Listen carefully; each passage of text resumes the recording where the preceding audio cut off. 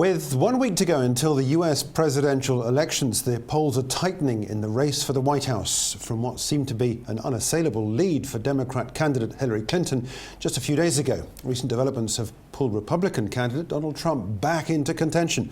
John Butler joins us now from GoldMoney, where he's going to give us some more analysis on this. And just really what I want to get your thoughts on is the market leading up to this point, because I think there's some really interesting factors going on. But first of all, a broad comment on where we are in the campaign.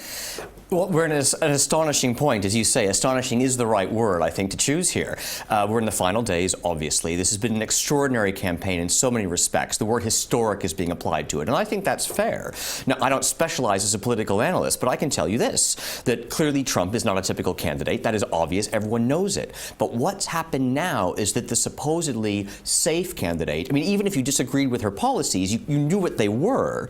But now that we're in this very strange situation where if she is elected, there are going to be so many lingering legal issues that will not just go away that it will be uncertain if she can long remain in office without just being completely bogged down in crisis, without a proper mandate. And then you get paralysis. So there's so much uncertainty in both cases now. It's not just Trump that's the source of the uncertainty now. There's uncertainty on both sides. The other thing is, of course, if Trump does win and he brings in some of his extreme policies which he was talking about in the lead-up in the campaign, there is a check and balance system within the US political scene, isn't it, to stop extreme policies from getting through Congress? Yes, indeed. In particular in the Senate. The Senate in particular is able to slow down or kill almost anything that the government is trying to do. But in practice, it doesn't necessarily work that way. And if a president is popular enough, they can use the bully pulpit a bit and get the public on their side and get things through the Congress anyway.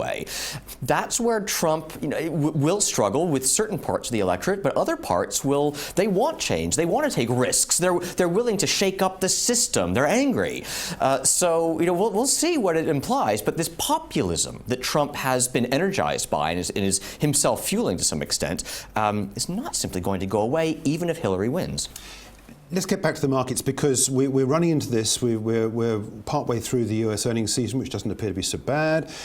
We've got bonds trading at levels never seen before. We've got the interest rates now beginning to show a rise. We've got dollar LIBOR rates beginning to show a rise. Historic low interest rates. The markets going into this election, where do they go?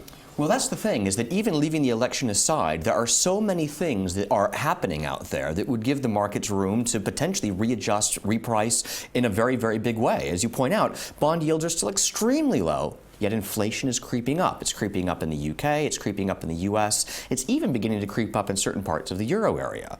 And so that's a potentially unstable situation. Central banks may or may not be willing to respond to a rise in inflation because they're still concerned that growth is weak, banks are weak and poorly capitalized, and the financial system couldn't take it. And as you point out, dollar LIBOR is rising, but that has as much to do with some growing stress in the interbank lending market as it does with any specific expectations of what the Fed's going to get up to. So, leave the election aside, you've still got all kinds of potential sources of volatility out there. And the combination of potential volatility on the one hand and super low bond yields on the other is not an enticing value proposition for an investor. And this could be the beginning of a major sell-off in bonds. That is possible here. Okay, major sell-off in bonds. What about the dollar? The dollar's been rising against a whole basket of currencies. Is that a rise for the right reason, or is that for... Look, I mean, there are no clean shirts here, right? Every major economy has issues, including the United States, but that's the point. The U.S. issues have been maybe less evident to the mainstream. But if you look at some behind the scenes a little bit, the subprime auto loan market apparently is seizing up. The student loan market, as we know, is distressed. There are many aspects of the banking system in the U.S. that may look okay on the surface, but when you dig below, all is not necessarily well. And leading indicators are sort of pointing towards a stagflationary mix now in the U.S. of continued weak growth ahead and rising inflation. That's a terrible combination for financial assets, both stocks and bonds. Okay, so areas of... And for the dollar. I mean, right. If people start to see that sort of evidence, it's bad news for the dollar itself. Okay, if it's bad news for the dollar. Is it just a question of readjusting and we find a new level, or does that all weave into the stress that's in the markets and markets are going to suffer as a result of a dollar pullback? Well, that's the thing, is that at some point, right, the people are going to look at the dollar and they're going to look at other currencies and say this has just gone too far, and the dollar's going to start to weaken again. And I think in particular sterling has perhaps weakened too much now post-Brexit. But the dollar simply as a basket looks overvalued in general. But the thing is, no one really wants a strong currency right now. And if the dollar weakens too much, then other countries will resist that and try to do something to regain an advantage. We still live in this era of currency wars. Yeah. How about gold? We've seen a rise in gold over the last couple of days, and in fact, I think we're at levels now not seen since the beginning of October.